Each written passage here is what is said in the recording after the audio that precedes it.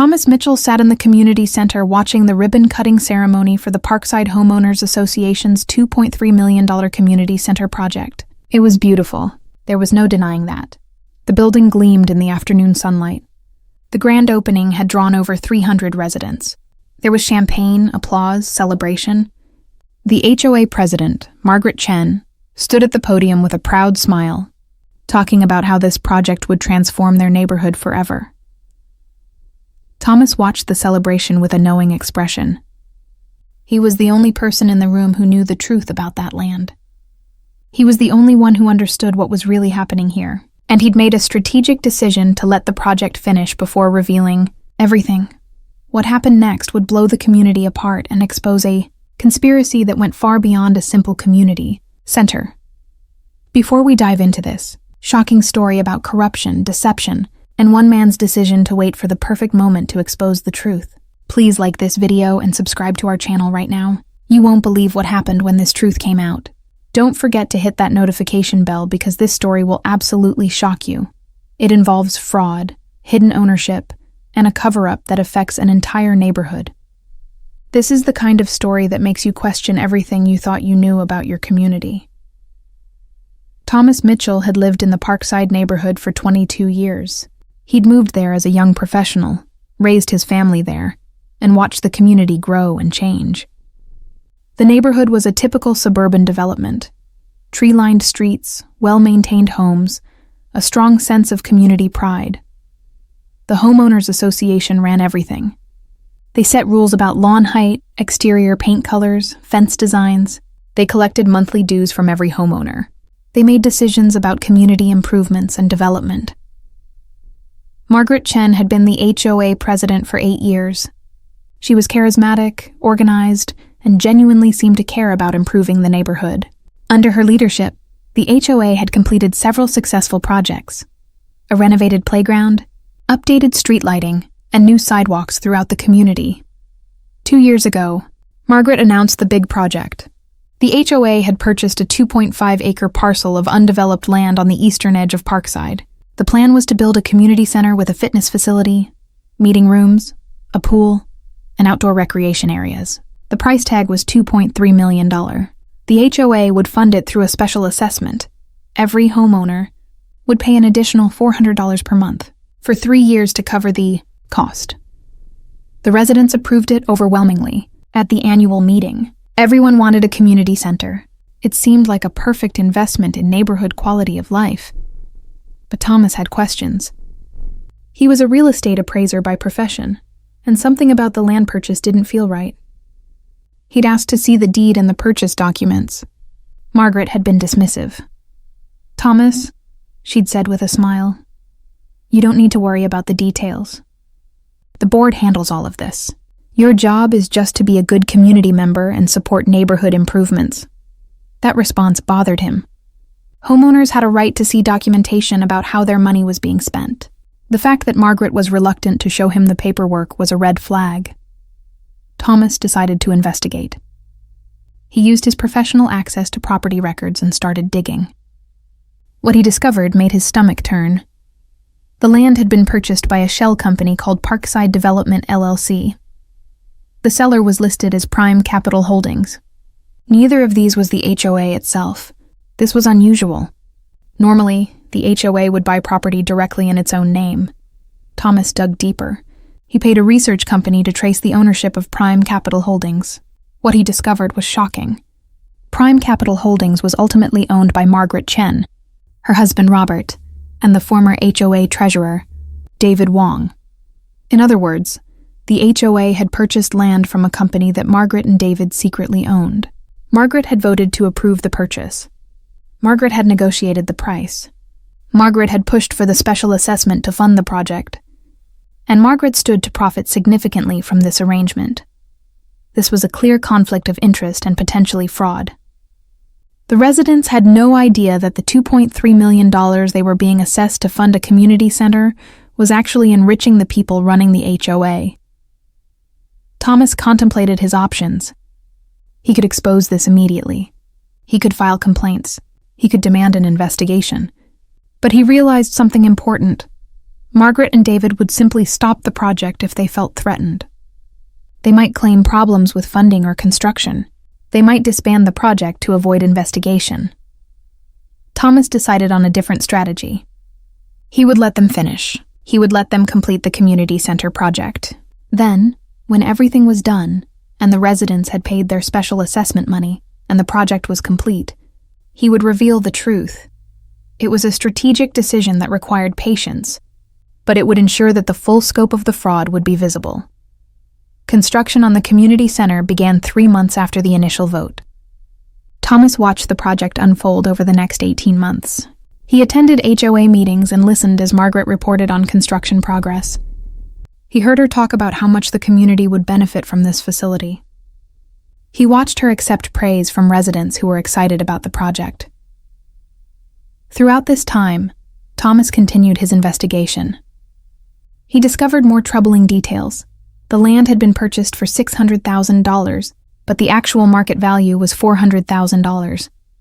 The HOA had overpaid by $200,000. This $200,000 difference went directly to Margaret, Robert, and David's company. The construction contract had been awarded to a company called Parkside Builders, Inc. Thomas traced ownership of this company and discovered it was also connected to Margaret's family. During the construction process, the original estimate of $1.8 million ballooned to $2.3 million. The additional $500,000 went directly to Parkside Builders, which was essentially Margaret's company.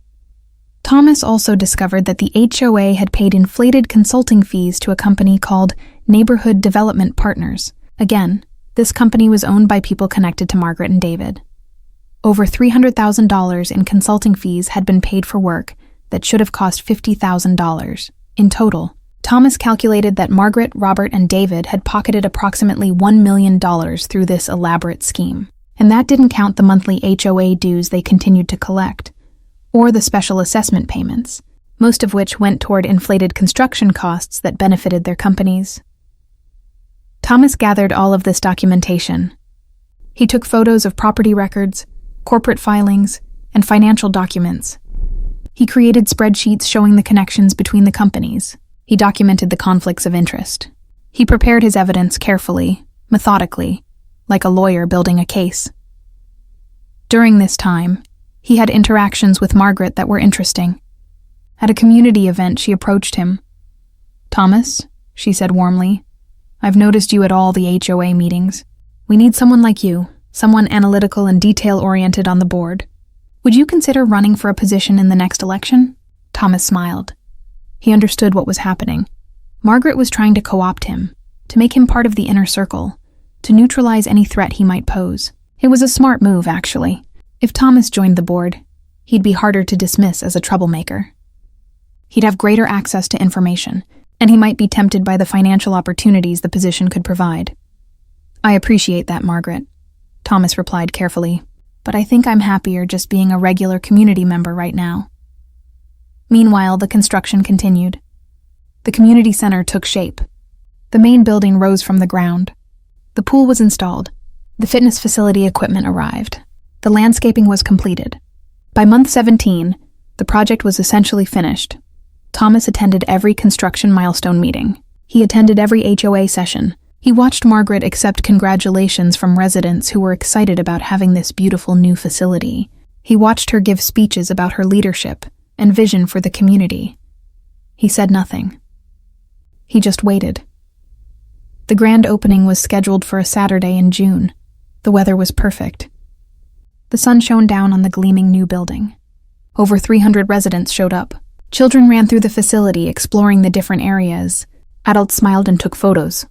The sense of community pride was genuine and powerful. Margaret stood at the podium in her best dress, beaming with pride as she talked about the community center as a symbol of what Parkside could achieve when residents worked together. She talked about her leadership. She talked about the bright future ahead for the neighborhood.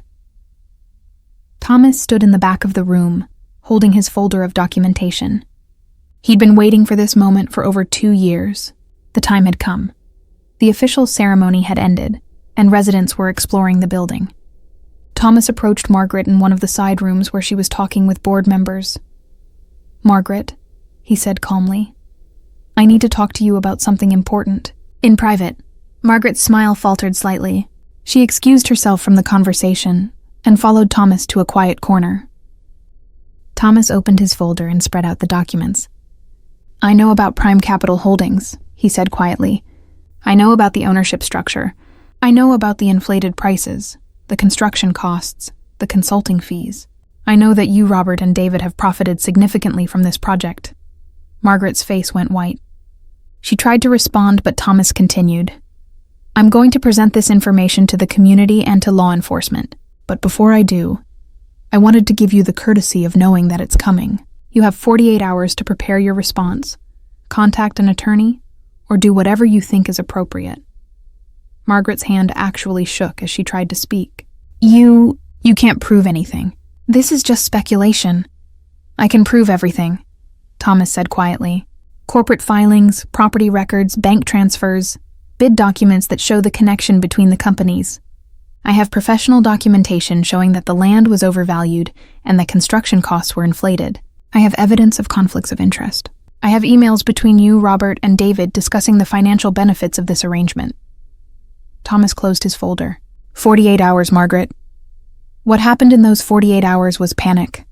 Margaret frantically called meetings. She tried to reach Thomas to negotiate. She consulted with lawyers. She discussed with Robert and David what their legal exposure might be. On Monday morning, Thomas sent an email to every homeowner in Parkside. The email contained a detailed explanation of what he'd discovered, along with documentation and a request that the HOA hold an emergency meeting to address these issues. The homeowner response was immediate and furious. Within hours, the HOA's phone lines were jammed. Social media exploded with angry residents demanding answers. People felt betrayed.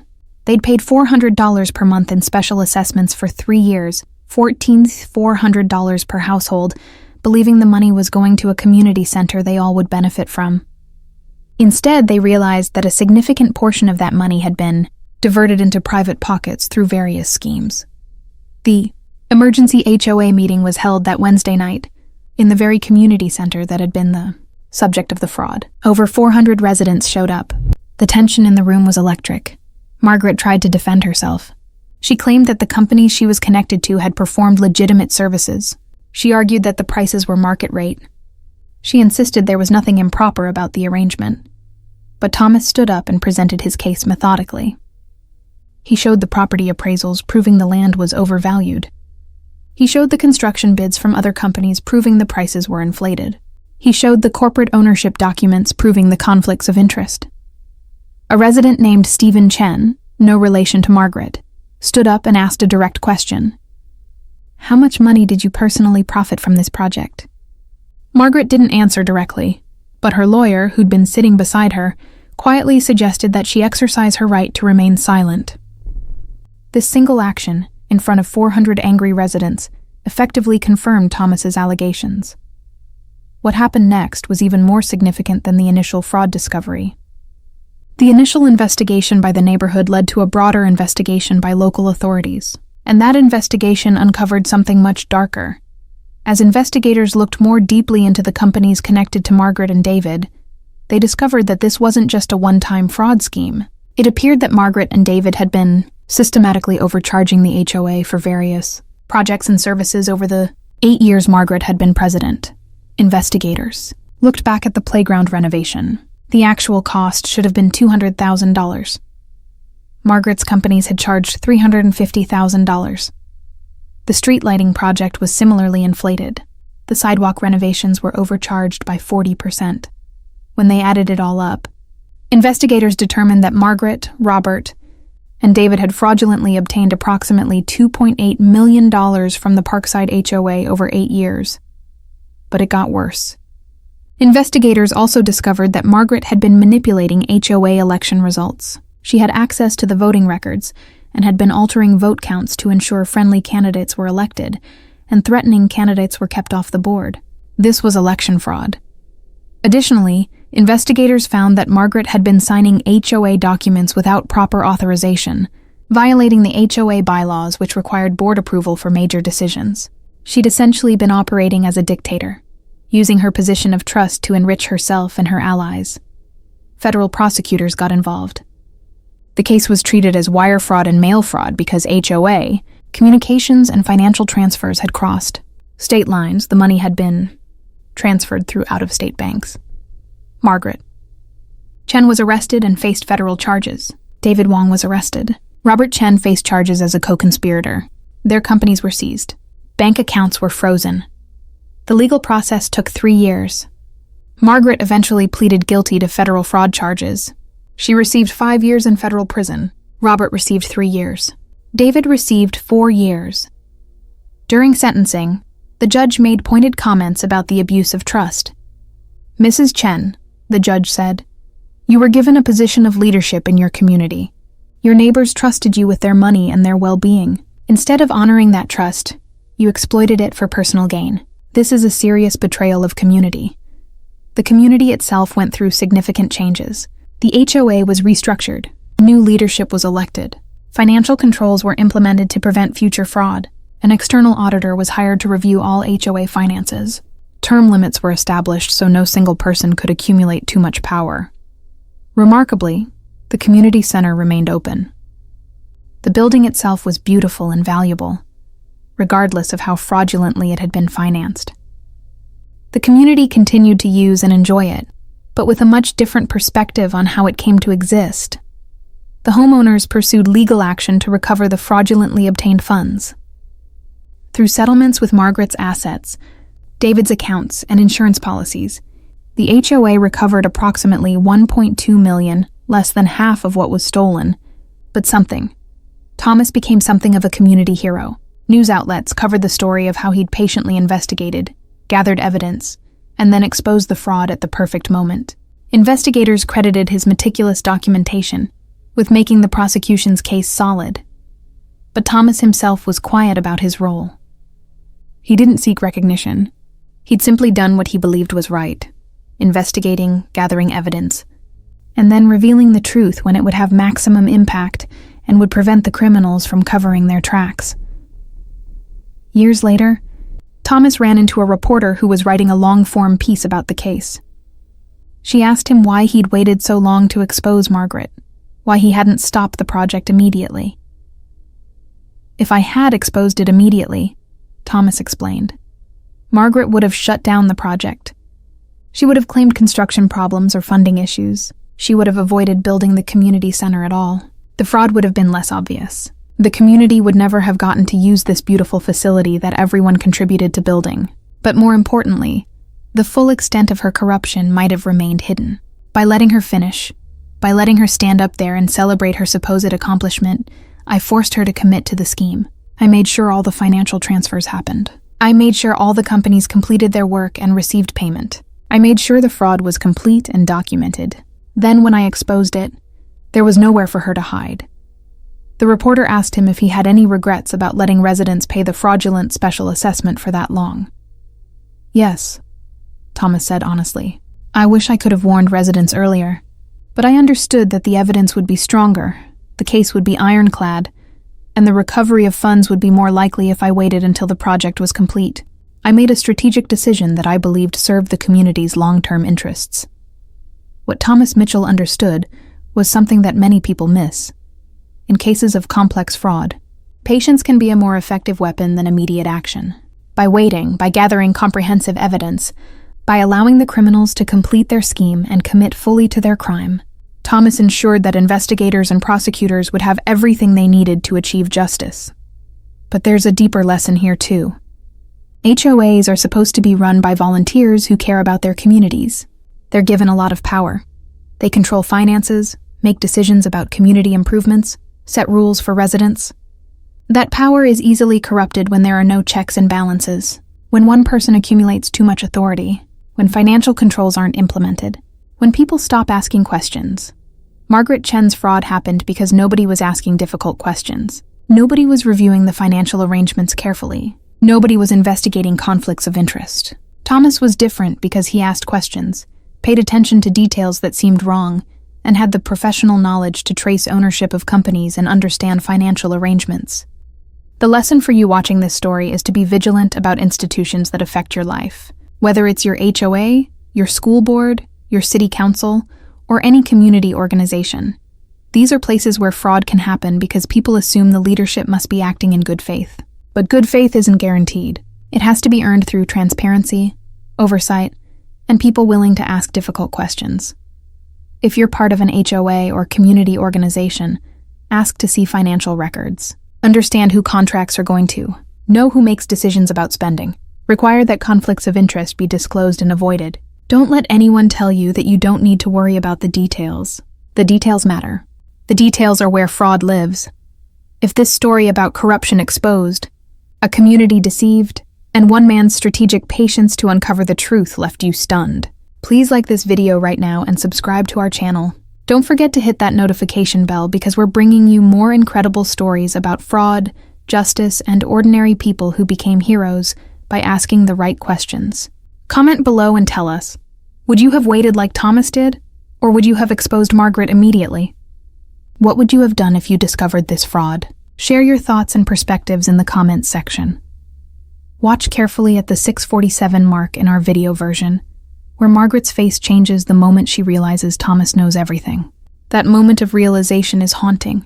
The second when she understands that she's been caught, that her years of scheming are about to be exposed. That's the pivot point where her life changes forever. Let us know if you caught that powerful moment. This is a story about trust betrayed, community violated, and a system of checks and balances that only works when people are willing to question authority and investigate carefully. It's a story about patience as a tool for justice. It's a story about how one person's attention to detail can protect an entire community. Thank you for watching. Stay alert, stay questioning, and remember that you have more power than you think. See you in our next video, where we explore more stories about institutions exposed and communities reclaimed.